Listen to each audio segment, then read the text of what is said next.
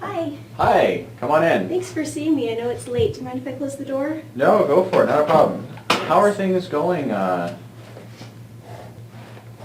pretty good overall. I'm learning a lot, but it's really demanding and stressful, especially since I got this bad evaluation.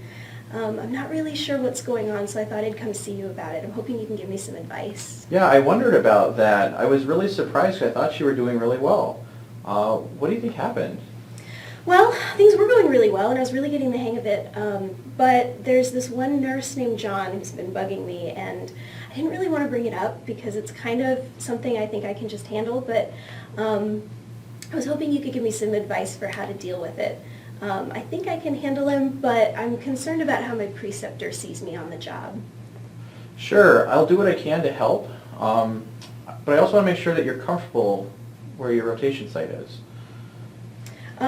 Okay, well, it might just be this one guy. He's been kind of talking in creepy ways to me and asking me out on dates, and I've, turned him down a couple of times, and he's just kind of gotten inappropriate in what he's been saying to me. And like I said, I don't really want this to go any further. I just kind of want to figure out what to do. But he did take it too far one time, and we were alone in an exam room, and he started touching my breasts and trying to put his hands down my pants, and I tried to push him off, and he stopped, but he warned me that if I told anybody that he would tell my preceptor and that he would make sure I got bad evaluations for the rest of my time there. So I just kind of want to find a way to avoid him.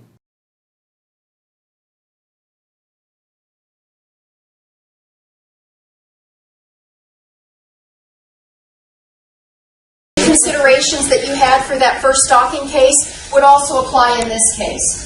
I removed Clary, though, because Clary has doesn't impact this the same way, but Title IX clearly would suggest this requires an investigation. So as a responsible employee, these are the same things we saw from the last scenario. We'd ask you to really be considering the same things, informing the student that you will report, referring to support services, and this could become even more significant, providing the handout and explaining to students what will happen. Offer assistance to the student to report, reporting the details to me and not tell anyone else, and then document what was said. So all of those suggest a lot of this scenario, a lot of your response is going to be the same. So what's different? And perhaps in your conversations with each other, some of these things may have come up. One of the things that's different, in the first scenario, the perpetrator was another student. In this case, it's not. The harasser is an employee of a preceptor. We have no formal connection. We're not going to be in the same position of being able to control the behavior of the harasser. So it does create a different need for us response that we'll have to do down the line. But it doesn't mean we don't address it. Just because the harasser is not under our formal purview doesn't mean we ignore it at all. We still want to recognize our student is in a position of not being able to be successful in this educational environment because they're feeling harassed. A question that sometimes comes up, do we need to tell the preceptor? That's who we have our formal relationship with. And in most cases, yes, we are going to tell the preceptor. They're going to know that this issue came up.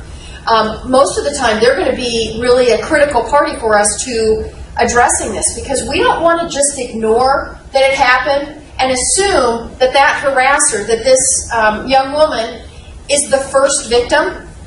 Often, most of the time, they're not. And certainly we have found that in cases where our students have come forward and shared with us a similar experience, as we've then had noticed that this has been an issue and we've gone back and investigated, we have found that there have been other students who have had similar experience but for whatever reason didn't feel motivated to or didn't feel comfortable coming forward and telling us about it. And so we're going to need to involve the preceptor.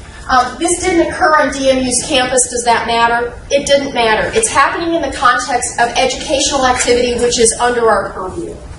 And another situation here, there are no witnesses. This is just a he said, she said thing. You don't have to decide that. Deborah certainly shared, we want to support our student. Could happen that the student's doing this as retaliation against a preceptor, but we're not going to start with that assumption at all. We're going to start with the assumption that the student coming forward is coming forward and telling us, and that we will investigate, however. So those are things that's important to consider.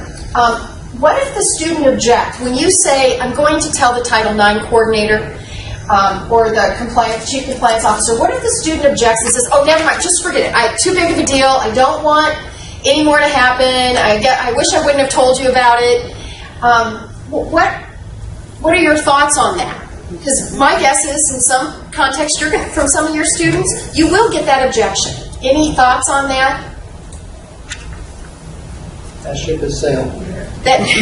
Yes, that ship has sailed. That's right. The ship has sailed.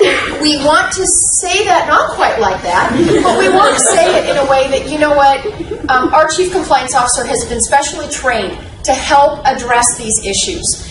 And certainly in a better position than you is in your role, because you haven't been to the exhaustive training that I've had the opportunity to participate in, but I have a different role, and I am in a position to help take some action that can help address this for the students. So I think we want to emphasize that.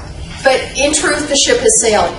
Before coming to Des Moines University, I was a compliance officer at Iowa Health System, and I was there 17 years. A lot of time to develop a lot of rapport and a lot of trust with the employees there. But over the course of that time, dozens of employees came into my office at some point, would sidle in, close the door, and say, Eric, I want to share something with you, but I don't want you to do anything, or I don't want you to tell anybody about it.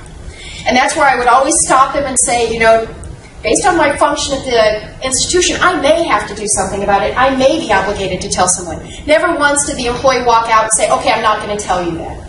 I share that story because if you have that same situation with students with whom you have built trust, the fact that they're already here telling you, they're going to be predisposed to go ahead and say, okay, I understand. And now, if a student objects and does not want to participate any further in the investigation, that's fine. But the university still has an obligation to pursue an investigation in a case like this. And we will. And we'll do it with as much respect and support for the student as we can. But we have an additional responsibility beyond just that student. It's to be concerned about the rest of the campus community and potential future victims, other students that we might send if we didn't know about this and we didn't investigate and determine if there was an issue. Okay?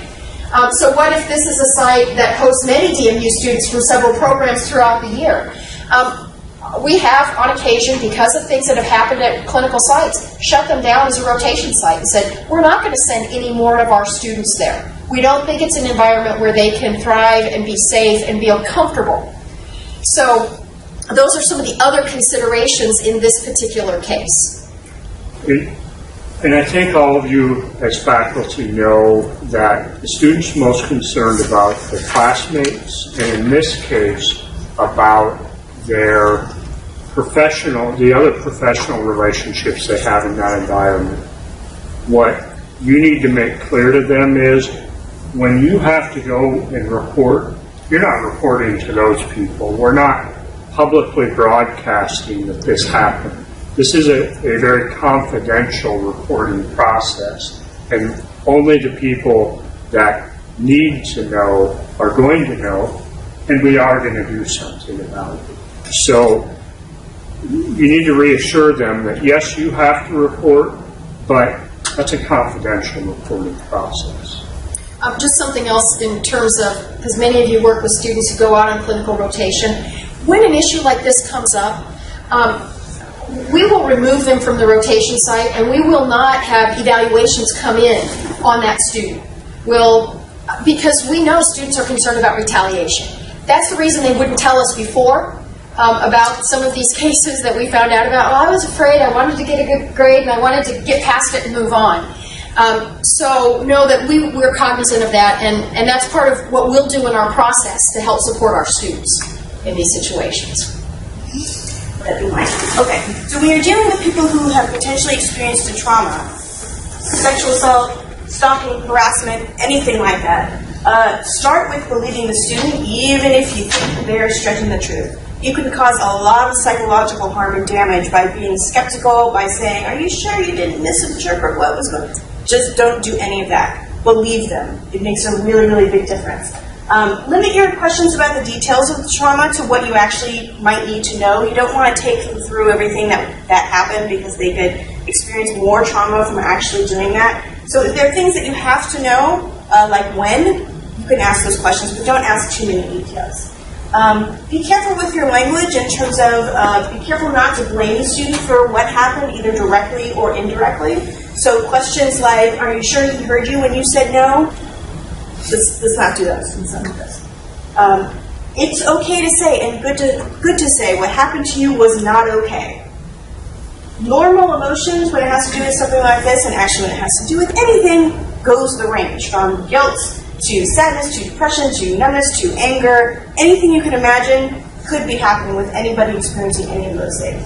So it's important to know that what they're feeling is okay. Not all actions they might want to do are okay, but what they're feeling is okay.